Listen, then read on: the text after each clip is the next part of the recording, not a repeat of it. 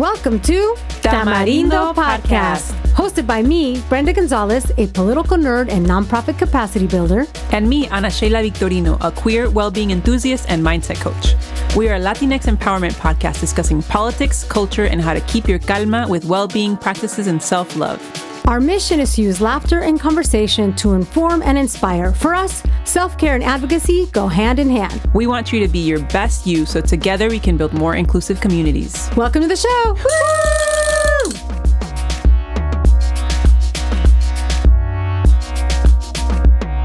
What's up, y'all? Welcome to the latest episode of Tamarindo. Yes, today we are celebrating the kickoff of Immigrant Heritage Month, which is June, but it's also Pride Month. It's an important month. We're celebrating, us and me and just... I celebrate Pride. We celebrate everything. Everything. And we're here. And I'm queer. Yes! Love it. Bueno, Ana Sheila, ¿cómo estás? ¿Qué I'm pasa good. contigo? I mean, this is a long weekend, so just excited to just relax and work, which happens when you're an entrepreneur. You just kind of get to decide how you slot in your como tus break times y tu work. But, I'm grateful to get to create my own schedule. That's the best part. Yeah. What about you? Speaking of entrepreneurs, I hung out with friend of the pod, Charlie. My immigrant comes out. Charlie, who is a money coach. They are such great energy. They've been on this podcast. We had an episode with them that you got to do in Mexico person. City. It was beautiful. And this is my first time meeting Charlie in person. I got to hang out with them. And so that's what's like, my que pasa is that. Just getting able to build community in person with our La Tamarindo amiguis, folks that have been on the pod or our friends of the pod. It's always so much fun. So that's my que pasa. Let me tell you who we've got today. So today we have two guests who are immigrants because we're celebrating Immigrant Heritage Month. And both of these gals are working towards building a more inclusive community. Ana Sheila, tell the listeners about one of our guests. Yes. So we're going to hear from Lady Rangel from the United Farm Workers Foundation, a nonprofit that empowers and advocates for immigrants and farm workers. Lady moved to the U.S. in 2004, grew up as an undocumented immigrant, and has been protected from deportation as a DACA recipient since 2013.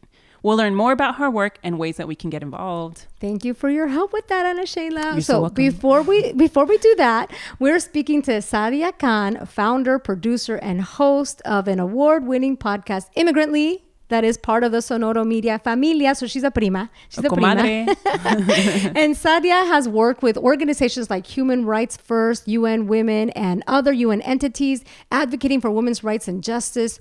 This is a delightful conversation all about our immigrant superpower and more. So let's hear from Saadia now. Welcome, Saadia, to Tamarindo. It's so good to have you here. Thank you, Brenda. I am so excited to be here. Yes, it's wonderful. First of all, I would love for you to tell the listeners in your own words, what do you do and what is your why? I am an immigrant. First and foremost, I am a podcaster, a rights activist, a social entrepreneur, a mom.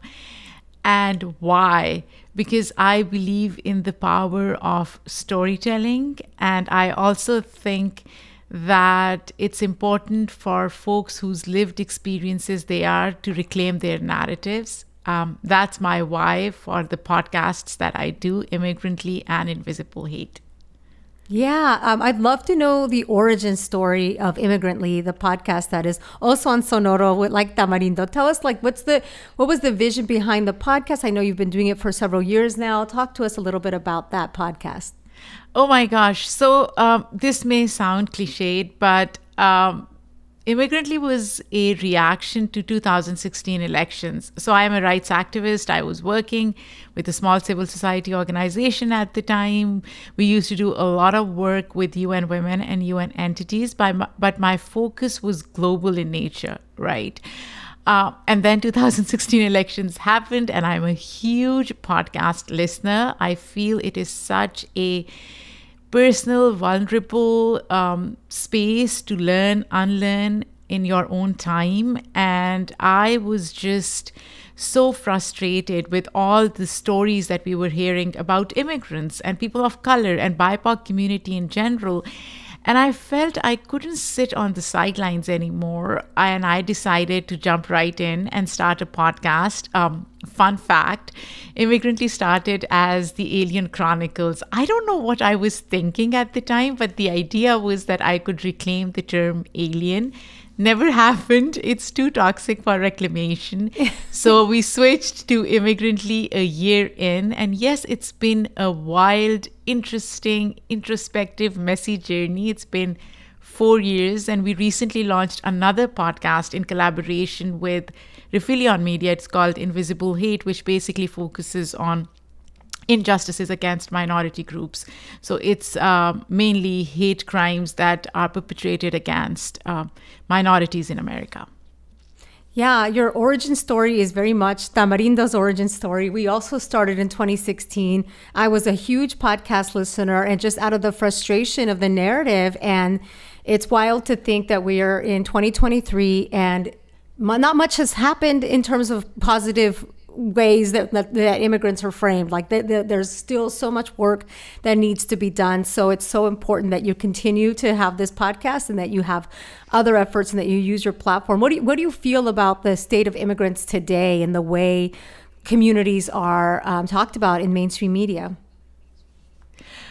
You know what, Brenda? I feel like America has always had this love-hate relationship with immigrant identity, right? You can go as far back in history as you want, and you'll see every new wave of immigrants have been mistreated in America.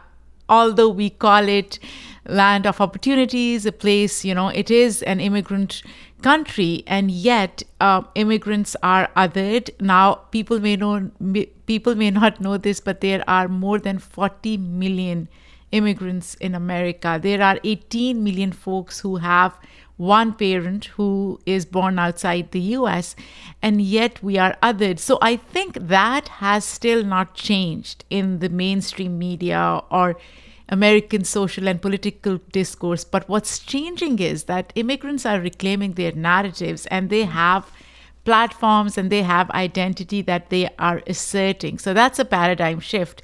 People like me, I am an immigrant, I have an accent. I never thought that I would have a podcast and people will come back every week to listen to my stories, and then your podcast, right? So there is a paradigm shift of how we are saying enough is enough. We are going to reclaim our narratives. We are going to tell our stories in the most authentic and unapologetic way.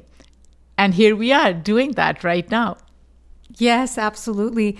As you're describing this, I mean, I think that this sort of conflict of like America is the land of immigrants, and we know that the immigrants have always been part of this community, yet there's this vitriol about immigrants, and now immigrants are taking the mic and reclaiming. As you're describing this, I'm also trying to think about what that looks like internally. Have you think about your own personal experience? Have you experienced a paradigm shift of at least for me, it's been this way, that I have see my immigrant experience as a superpower. I see the fact that it used to be viewed as a deficiency, that I'm not quite Mexican and not quite American, but now I see it as, wow, I'm actually both, and it's a surplus, it's a plus. Have you had that sort of internal shift yourself? Oh my gosh, absolutely. And I don't know when it started for you, but this is crazy. For me, it started once I launched my podcast. So I started so slowly but surely accepting parts of my identity that I thought were embarrassing or that people would not accept, right? So I am a Muslim woman of color. I am a Pakistani immigrant. And there are a lot of misconceptions about Muslim identity in America, Pakistani identity in America. And once I started my podcast, I just started talking about my inner fears and vulnerabilities and strengths and weaknesses. And the platform just gave me, as you said, this superpower to be myself unapologetically. And it is such an invigorating and emancipating feeling. You know, what else is interesting is ever since I have fully accepted myself and I talk about my identity proudly, I have also come to accept my Americanness more. And I don't know if that happened to you, but before this, I was also shy to accept my Americanness because I always felt like an outsider, full outsider. I was like, you know what? I'm not really American. And now I am at crossroads where I'm like, no, I am American and Pakistani and Muslim and a woman of color and so much more, right? So I don't know if that happened to you. Did you start at least accepting your Americanness more? Yes, I mean, I think too, one of the things that happens when you navigate these worlds, where there's always this, in Spanish, there's like this concept of ni de aquí ni de allá. You're not from here, you're not from there. And I'm sure that feeling translates for immigrants, no matter who, whether it's in Spanish or any language.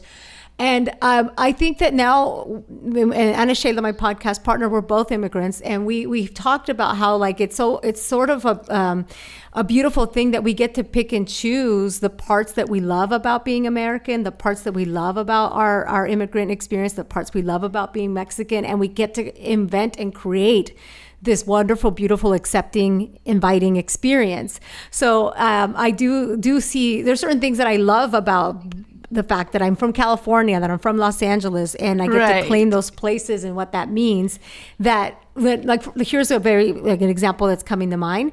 I feel like in Los Angeles, we have this privilege that we have better Mexican food than Mexico. The reason is that we get to access Mexican food from all regions of the country here in the US because there's so many here in LA because there's so many immigrants from different communities. So if you're in Mexico, you're not going to get the food from the whole country of Mexico at a short drive away. And here in LA, you get to have that. So there's that beauty of like just accepting our Americanness as well. So yeah, I love that you brought that up. As you're speaking to other immigrants and your guests on your show, what have been some of the more powerful conversations or the big takeaways or the learnings that you've had on this podcast? So surprisingly, I've had more second generation kids of immigrants on my show than immigrants. And there is this through line that I see with immigrant or second gen identity, which is navigating all these different identities and different worlds, right? And there is this beautiful story every time I sit down with second gen kids. I hear how they are initially not sure how to accept that part of their identity, which is not as American. And then eventually they come around, and that beautiful journey of evolution and accepting it and asserting it is such an interesting journey. And as you said, there are so many different parts of our identities that we don't recognize because of fear of judgment. And once we are over that hump or whatever that, that road bump is, we feel so much better. So that's a through line that I've noticed with all immigrants, second gen kids of immigrants. But other than that, as I said, there is a paradigm shift because a lot of second gen kids especially are seeing faces that look like them in mainstream media, in American pop culture, which was not happening, say, 20 years ago, right? So the generation that's growing up now and our young adults now, they can relate to those conversations, they can relate to those identities, and they feel a little more comfortable. And I can say that about my kids who are teenagers, because they see that in American pop culture and they are able to see other people asserting their identities unapologetically, they are more comfortable in their own skin and they are more comfortable in owning those parts of their identity versus, I guess, second-gen kids who were born and raised in the 70s, 80s, 90s, right? So I think there has been a paradigm shift in that, which is awesome. And something else that I want to point out, Brenda, which as I was thinking of this interview, it just popped up. And I was like, people talk about immigrants in so many different iterations, but very few people talk about the immigrant identity as an all-encompassing embodiment of strength and adventure. All of us are adventurers at the end of the day, right? Leaving your home country, leaving your country of origin, uprooting yourself, going to a new country and evolving and adapting with it is a feat in itself, right? And a lot of people don't even think of immigrants as risk takers. Yeah, when they're doing something absolutely remarkable. Yeah, I love that. Yeah. You really put that in a beautiful way. And what is your immigrant story? Where were you born? How did you arrive? Where do you live currently? What's your story? So I will go back in time to the 70s when my dad came to the US. He was this young engineer from Pakistan, came to the US, started working here, loved every minute of it. But then he had to go back to fulfill his familiar responsibilities, which obviously, coming from a collectivist society, family was always at the center of everything that he did and still does. But when he went back, he missed America. So when we were growing up in the 80s and 90s, my dad would have these incredible stories about America being a meritocracy, which it isn't, but my dad thought it is. He bought in. Yeah, he did. And then the American dream, which he bought in, because let's face it, it's like he also had a lot of privileges that many immigrants don't. But anyways, so he would tell us all these incredible stories. I grew up with those stories about America. So when I came in early 2000s with my husband, I had just gotten married and we came here for college. I had all those, preconceived notions about America. And I felt and I thought that when I landed in America, people would accept me with open arms, right? And everybody will be welcoming and nice. But this was post 9/11 era. So America was already very paranoid. America was resentful. America was angry at folks like me. Being Muslim, coming from Pakistan, my identity was looked at very differently. And initially, honestly, I didn't care because I was here on my own adventure and I was focused on other things. And I thought, we'll go back. We weren't planning to stay here forever. But then we did. And I had my kids. And once I had my kids, everything changed, The stakes became higher. And I felt that more than for myself, I had to be more mindful of how people treat us for my kids, because this is their home. And then every microaggression seemed more annoying and everything was more palpable almost. And that's why I went back to grad school, did my master's in human rights, international relations, decided to work in activism ecosystem because I wanted to make a difference, right? And then obviously 2016 elections happened and everything changed. But I think for me, that inflection point was 2016 elections, because I felt no matter how privileged we are and how much we have achieved, quote unquote, the American dream, I don't think there is any such thing as an American dream. But, for some people there is. We can be othered in an instant. Right. Yeah.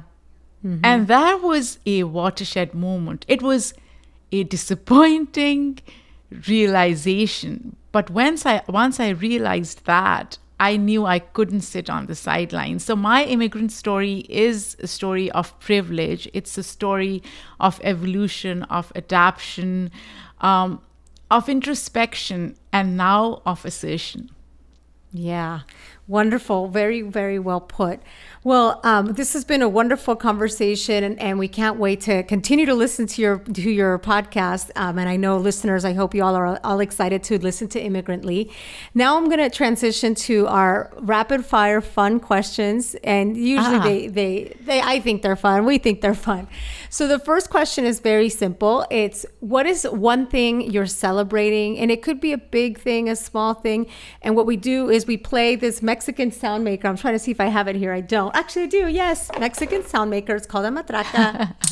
And so you tell us, what is the one thing you're celebrating? Oh, right now, spring. Yes, you're in New York, spring. Right? Yes, I am in New York. New York looks beautiful. It's green and it's bright and sunny. So yeah, spring. Yes, matraca to spring in New York. We're still having gloomy weather here in LA, so it's very strange. We had a very strange year so far. Lots of rain, very uncharacteristic. Now, this one can be very fun. What is one thing that you are done with, that you want to cancel, that you just are putting en la basura? In other words, you're putting it in the trash. What are you putting en la basura? Yeah, one-dimensional stories about immigrants and somebody else's telling us who we are. I'm putting that in trash. Absolutely. One-dimensional stories about immigrants. Yes, or others defining us. Absolutely. Yes, that goes en la basura. And then our third question is, how do you stay grounded? What is one way that you center yourself, that you get what we call your calma, so you get to have some calmness in your life? Oh, I go on these regular hikes, something that I started doing recently, obviously, because of spring. Spring has sprung. And I go on these regular hikes. I connect with nature, and it is such a beautiful, introspective time. And then I do that with my husband. So we get to talk a lot. And then I meditate, and I'm a spiritual person, so I pray whenever I'm feeling down or I'm scared or I'm worried. So a mix of a lot of things. Beautiful. That's a wonderful way to stay grounded. Now, where can people follow you and follow the podcast? What's the best way to keep up with you? So you can follow the podcast anywhere you listen to podcasts, right? So you can find it on Spotify, Apple Podcasts, Google Podcasts. It's called Immigrantly. You can also find my other podcast, Invisible Hate, there. And you can follow me on Twitter at SWKKHAN. And you can follow Immigrantly on Twitter at Immigrantly_pod. And then we are on Instagram, TikTok, just look up Immigrantly podcast and you'll find us everywhere. Even on YouTube, we have a very basic, small presence on YouTube. Wonderful. Yes, we're just entering the YouTube space ourselves. Well, this has been absolutely lovely. I hope you have a beautiful weekend, and thank you so much for spending time with us on Tamarindo. Thank you, Brenda. This was great. Thank you. This episode of Tamarindo is supported by Topo Chico Hard Seltzer. Today and every day at Tamarindo, we love to celebrate authenticity and the special qualities and experiences that empower us and set each of us apart. Something I'm proud of is how growing up as a queer Mexican immigrant has given me a broader perspective and an empathy toward different identities, experiences, and preferences. We're proud to partner with Topo Chico Hard Seltzer because they know that authenticity doesn't just appear out of nowhere. Authenticity is something deeply rooted within you that can take hard work and something that you get to celebrate each and every day. Topo Chico Hard Seltzer brings authenticity to the world of hard seltzers with 125 years of history and refreshing Mexican and Texan-inspired flavors to celebrate those who are siempre diferente. And I'm all about savory and sabroso, so I love the Topo Chico classic flavor with real lime juice and tequila flavor. And speaking of authentic, what I love even more is that it has real lime juice, because we say putting limon on everything, so we can tell when it's real. It's refreshing, it's citrusy, tart, and I like to imagine myself on a beach in Oaxaca when I drink it because, ¿por qué no? But if y'all have that sweet tooth, there are so many other flavors that you can try. Experience a hard seltzer that's always diferente with Topo Chico Hard Seltzer. Go to topochicohardseltzerusa.com/tamarindo to find where you can get yours today. That's topochicohardseltzerusa.com/tamarindo. Flavored beer, TC Hard Seltzer Co., Milwaukee, Wisconsin. Celebrate responsibly. Okay, I love speaking to Saadia. She really talks about immigrants as, our immigrant experience as a superpower. And I'd love to reflect on that a little bit. So if you were to say, what is your immigrant superpower? What would you say? I think I've got more than one. Yes, absolutely. But I would say my perspective, like having a much broader perspective, and therefore I think empathy a lot too. I think it's easier for a lot of us to have more empathy because we understand more than one experience, right? ¿Qué más? Adaptability. I feel like as an immigrant, you're just like used to moving around. Moving around is so easy. It feels so easy to me. And so I think adaptability. So that's what I would say. Perspective, empathy, adaptability. Those are a few. Very cool. Very wonderful superpowers. Yes. What about you, Brenda? I think as we talked a little bit with Saadia, we've all, those of us that are in this space, that are immigrants and that are holding a mic in front of our faces, we're starting to see this experience as an asset There's reasons why there could be this feeling of a deficit, or like ni de aquí ni de allá, insufficient in both places. But now, the more and more that we are cherishing and treasuring our immigrant experience, the more it feels like an asset, like a plus, this is not a negative. This is you might have heard of this expression, the 200%. That's us, the 200%, because we're 100% Latino and 100% American. So we're 200%. It's not 50-50. It's 200%. And I love that. Like, how do you feel about thinking about it as not a deficit? No, 100%. I mean, I feel like a lot of us have made that shift of no longer feeling ni de aquí ni de allá, and now feeling soy de aquí y de allá, and how beautiful it is and how powerful it is. And I think I wrote a post about this exact same thing, and I said those exact same things. And it resonated so much with folks because we're feeling like that. And it was interesting going back to Mexico, and living there. I think, in the past when I would go, I wanted so much to feel as Mexican as them, right? I wanted them to just think that I was Mexican. I remember at the beginning of my time moving to Mexico City, I wanted to sort of pass as Mexican, right? And then there was a point that I felt like, people didn't know anymore, and that was really cool, and I felt very special. Like, mira mi español, like now, like I can fit in.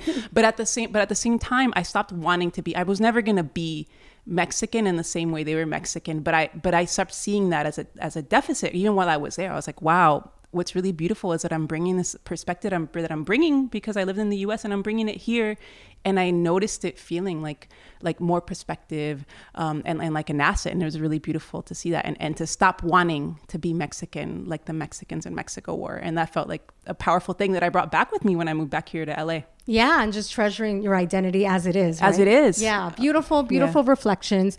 So thank you for having this exercise with me and the listeners as we are reflecting on the kicking off of Immigrant Heritage Month. So continuing on here, our next conversation with immigrant leaders is with Lady Rangel from the United Farm Workers Foundation. She's going to tell us a little bit more about her work and the ways that we can get involved.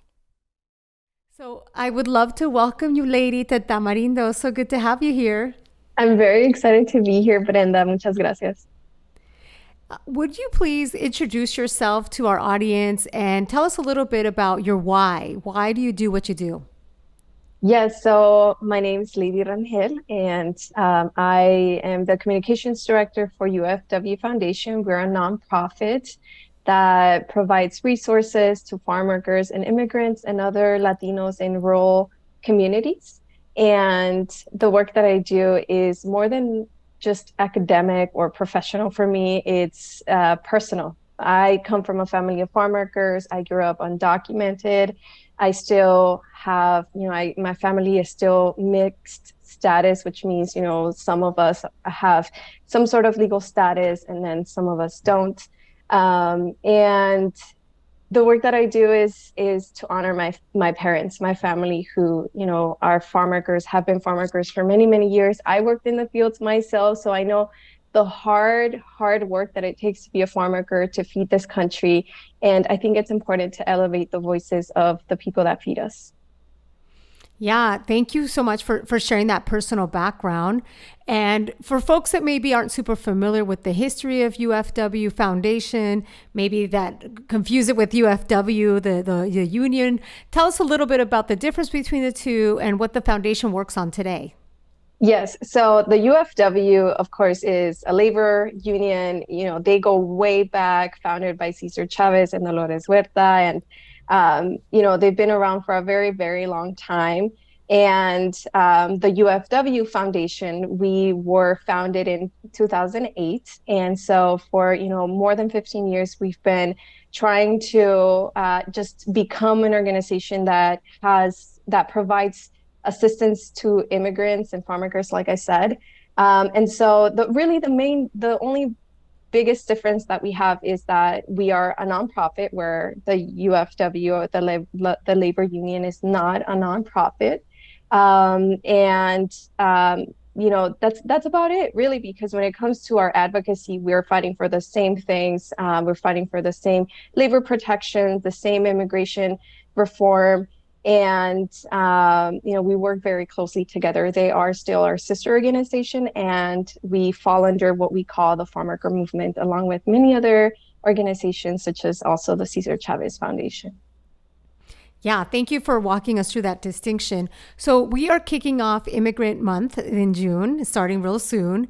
And you mentioned already that a lot of the folks that you all serve are immigrant communities, and your personal history as an immigrant is part of what drew you into the role that you're in. Can you tell us a little bit about maybe the types of services that the UFW Foundation provides, and what are the needs that you're seeing right now when it comes to immigrant communities? Yeah, absolutely. And, this is a very, very crucial part of the work that we do here is, again, giving resources and assistance to farm workers. Over the last couple of years, we've done food distribution events. We've partnered up with World Central Kitchen, founded by Chef Jose Andres, to distribute culturally appropriate meals to farm workers and other folks in rural communities during the pandemic. And I mean, we distributed hundreds of thousands of meals. I remember the first distribution we had was at the 40 acres in Delano, which is where the farm worker movement, really started. It's home, and the line for food that we were seeing, I mean, there was hundreds and hundreds of cars lining up, and at the end, the need was so vast that we had to turn cars away and tell them that we ran out of food. I remember there was this farm worker that came in his bike to try and get food, and he waited I don't know how long, but he was waiting out in the sun, just waiting for him to be able to get some meals.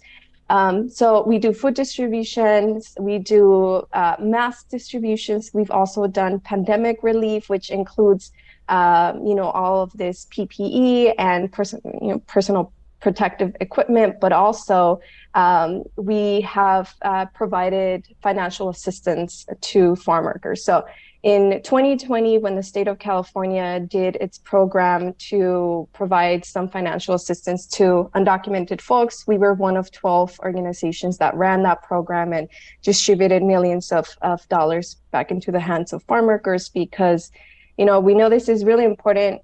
Farm workers who are undocumented don't have any sort of safety net in terms, when it comes to receiving assistance from the federal government. So they never received stimulus checks. And they were really left to fend on their own.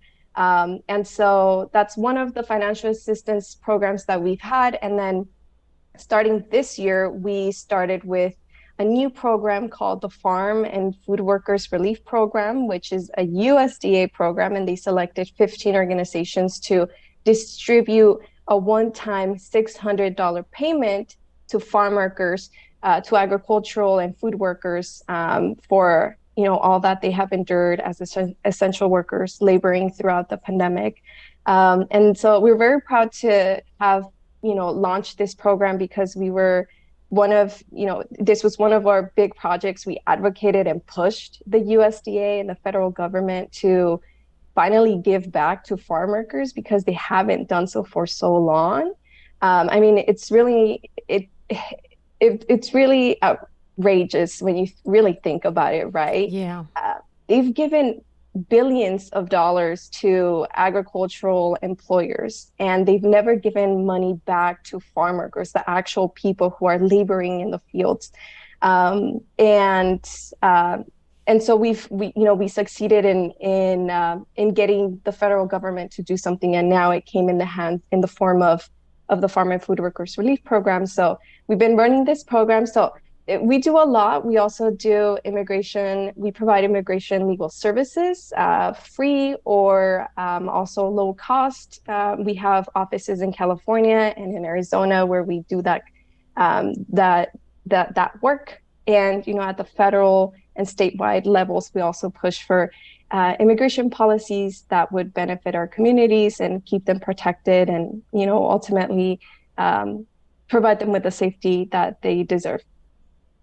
Yeah, thank you for walking us through that. I know there was recently a report that noted how many farm workers and their children are cut out from federal aid programs that feed people. And when you think about it, it's infuriating because it's farm workers that fed us and continue to feed us and always feed us. And so it's a really heartbreaking to think that they go hungry, and it's really important that we have the UFW Foundation addressing that. What is one way that our listeners can get involved and can support your work?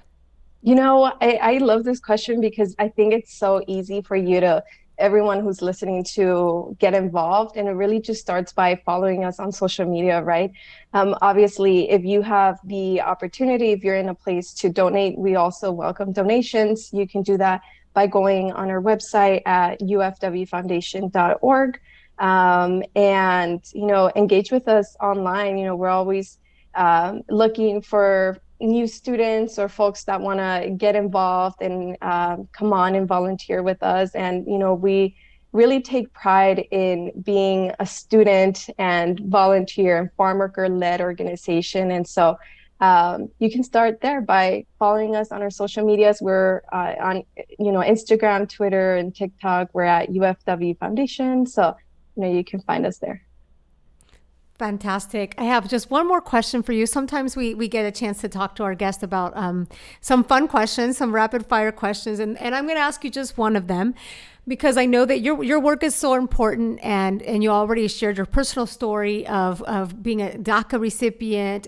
This is very personal to you. What are some of the ways with all that we get to see on the news, how do you stay grounded? What is one way that you get some calma in your life? I love camping and hiking, and I live in the desert. I'm in the Coachella Valley, so we have a lot of really cool hiking spots and desert areas. So I love spending time outdoors and just letting my mind take a break from being online and being on the computer for so long. So that's my favorite way to really stay grounded.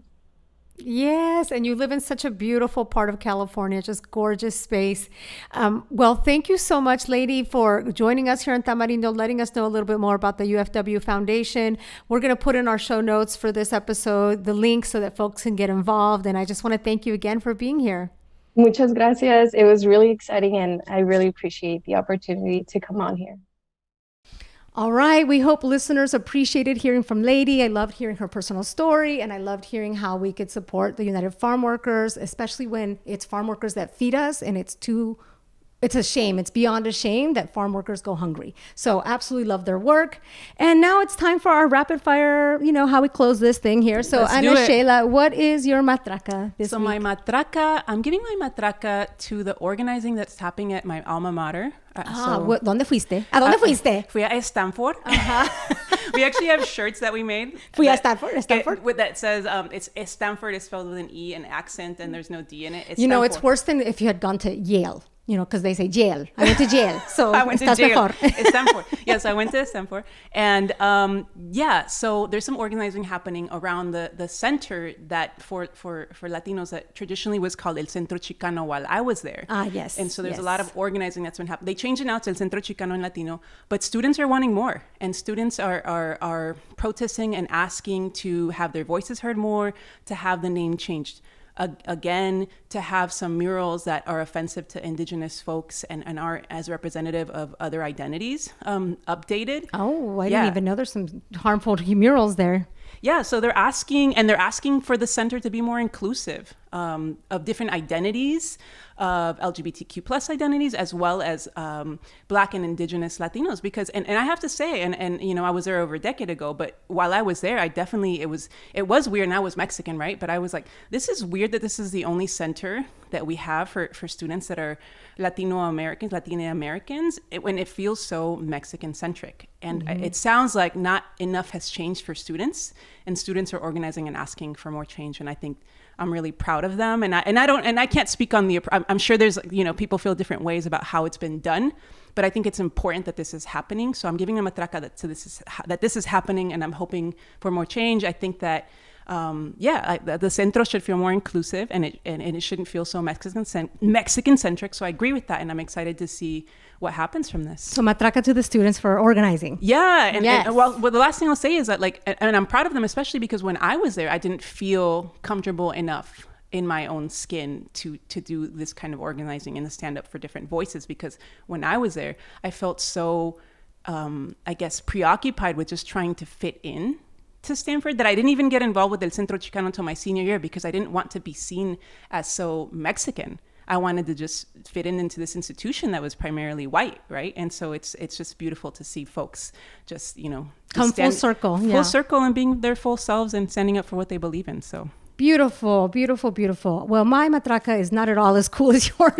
My matraca goes to, I don't know if you heard about this, but it's been in the news lately that orca whales have been sinking ships. They've been purposely using their body to attack ships.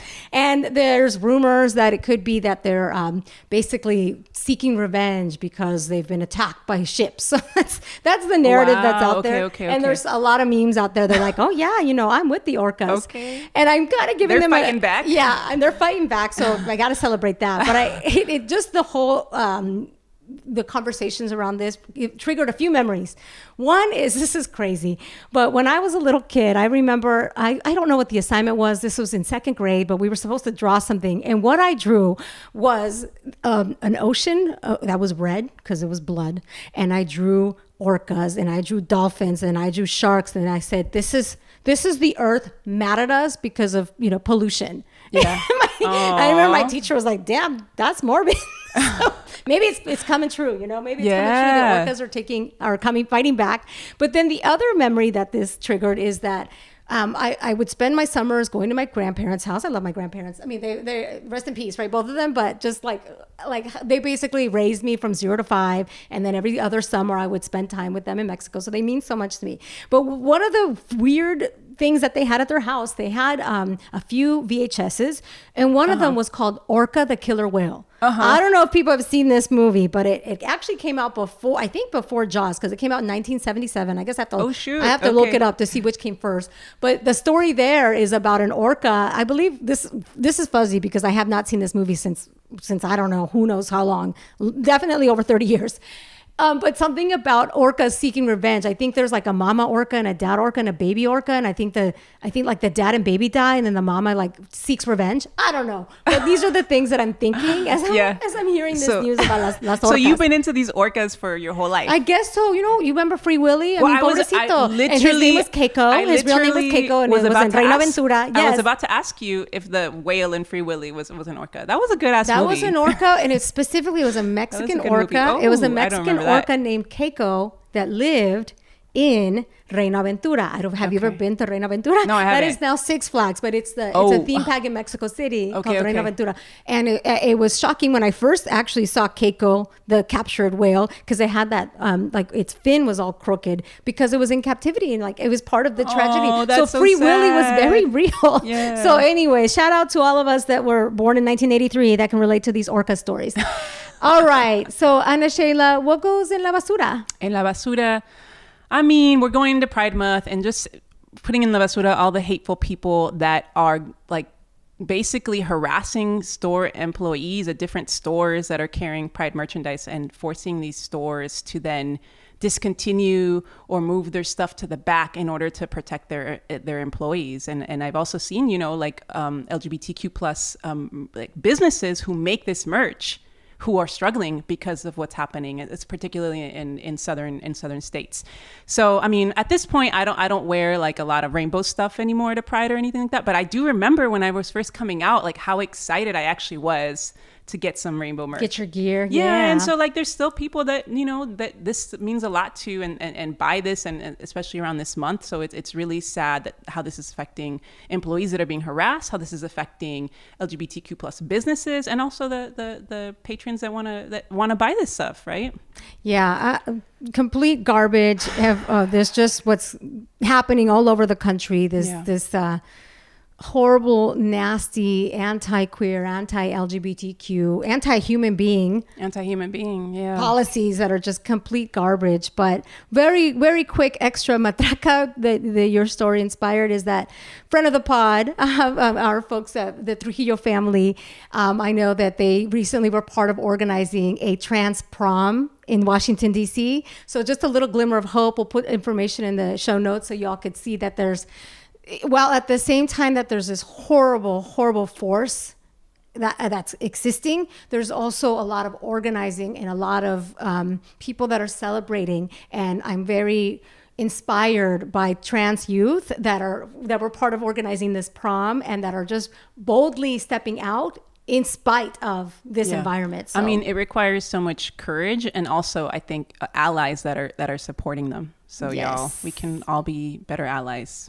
So I agree with your basura. My shitty basura that I was going to put in here that is totally shallow. It's just this gloomy weather. I'm about to go camping and it's gloomy as fuck. It's here we are in what I thought was beautiful sunny California. I'm sick of the rain. I'm sick of the gloom. I'm ready for some sunshine. I'm ready for my hot girl summer.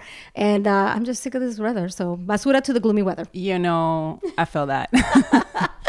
All right. What is your calma, Ana Sheila? I'm going to read it. I have two little calmas. Son chiquitas, cortitas. Okay. First, I have a mantra for y'all, which I'm going to read. A mantra. I'm only reading it in Spanish. A mantra. I'm going to read it. I'm going to read it to you in Spanish.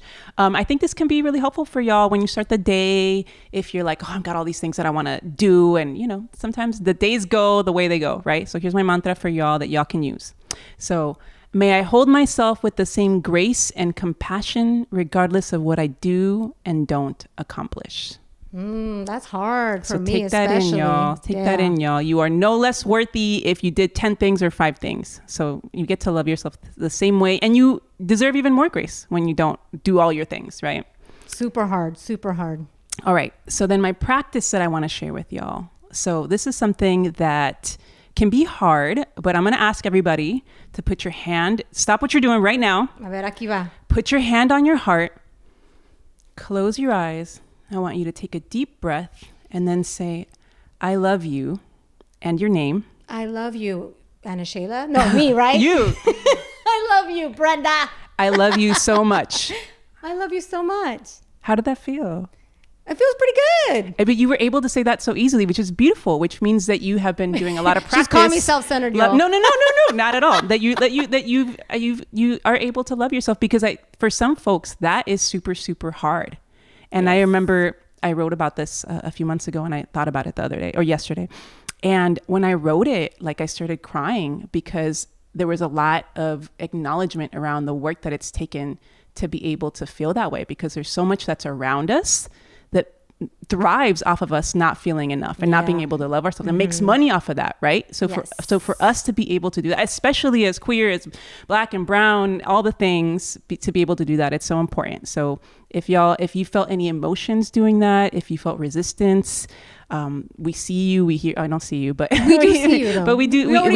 We see you, and I hope that you keep practicing that until you can say that, and even if you keep feeling emotion, that's beautiful too. So. Beautiful, beautiful, beautiful. I don't know if you've seen this season of Queer Eye. Not yet. But there's this is the second episode. I recommend you watch it. And it's very much that what you just described. There's a person there that was really struggling with being able to do that. And Jonathan, the one with the long hair, did that exercise for that person. And it was extremely difficult. So thank you so much for always bringing the calma. It's always so helpful. So muchísimas gracias por tu calma y tu mantra in tu práctica. So mine, I guess a couple things. One, I think it's just kind of like a callback to last episode of building community and just hanging out with people and doing things even if you're afraid. Like it is really scary to like hang out with people that you don't hang out with a lot, or I mean, at least for me, like the disco, the disco in my head says like, oh, if they didn't invite you, they probably didn't want you there, or like, all the shit that you say. But it was like, well, every time I hang out with this person, it's super fun and I always have a great time. I'm just going to reach out, reach out. And so I did that a couple of times because Jeff and I spend 24 hours a day together every single fucking day because we live and work together. And even though it's a joy, I love it, I have so much fun, it's also good to have your time away. So he went to a bachelor party and I really wanted to go out. Like I really wanted to go dancing. And it was really challenging to me. Like, who wants to go dancing with me? Who can I text? And I thought of someone and I knew that they would have a good plan, and they did. And I really thought I would flake. I really thought, oh God, I could really just cancel at any moment. But I talked myself in, and I got a really fun outfit, and I'm just proud of myself for going out there. Even though I was like someone that I don't hang out with by myself, but I did. It was super fun. And just same thing with Charlie, hanging out with Charlie. Like I know that they're here in LA, and I love their energy. And I said, you know what, let's hang out. Person. And it was great. So I just want to say, do that. That's my calma's throwing that ass, y'all. Well, my second calma is because I'm still going to take advantage of this microphone. My second calma is I love teaching my class. And so I just want to continue to invite people to come to my class. I teach it Tuesdays and Thursdays at 7 a.m. at Heartbeat House. It's only $11. And I'm letting you listeners know about it because no matter where you are on the planet, you can come to my class because it is also live streams. You can watch it wherever you are at 7 a.m. Pacific time. It's super fun. I have a good mix of virtual students and in-person students. Or you could also take the class on demand at any time, whenever you want. And it's so much fun, y'all. I have so much fun at this class. What kind of a teacher are you, Brenda? I'm a fun teacher. Are you like a boot camp teacher? No, it's super fun. Are you like, get down? No, it's super fun. It's a high... 10 more push-ups. You'll never know because you're never going to come. But it's a high-intensity interval training class. Really fun. They're not complicated moves, but we do a lot of reps and it's cardio. So it's a good mix of lifting and cardio. And the goal is to keep that heart rate up, like keep it up, but also have resistance. So it's all about toning is really the outcome when you do that, when it's a lot of repetition and the heart rate is up. I feel like I would struggle because I mostly do like less reps because I'm trying to, I'm kind of skinny. So like I've been working on the muscle gain. So I've been doing less reps. But you know what? One day, Brenda, you're not going to come, so it doesn't matter. We talk about this every time. It's super fun. But we also do things that like, bulk up as well. So it's a good mix. But what is different from a regular weightlifting class is that there is that cardio component. What is different from an aerobics class is that there is that weightlifting that's component. Beautiful. So it depends. I mean, you could always go heavier and you can get bigger variety. Weights. Yeah. But I spend a lot. What is the most stressful part is like coming up with a playlist every day. Like every single time I have to like what and you songs? do a new playlist every time? Yes, I do. Oh, because shit. I got to mix it up. I got to keep it fresh with the students. Trying to be and I mix up the tempo. So if we're gonna do, there's two ways I teach the class, and one is a little faster. So I have like faster beat music for that one. Okay. I put a lot of heart and thought into it. The playlist is very important. Oh, it's so important. In anything, in fitness class, wedding, y'all. The music is king, queen. Todo. Yeah, there's got to be. We need to come up with a queen. Gender. No, it's queen. I was trying. Me estás enseñando aquí. Q-U-I-N-G. Very cool. We have to have a Spanglish version of that. Yes, we do. Reine. Okay. Reine. I love that. All right. Well, with that, y'all, please, I want to tell you that it means so much to us when you take the time to write us an Apple Podcast review. We just got a few love notes, and we really appreciate it. What do you want to tell the listeners about this podcast? Lo mismo. Share the episodes, all the things. Please love on us. It means so much to us. Yeah. Okay. All right, y'all. Ponte un suéter. Besos, abrazos. Ciao.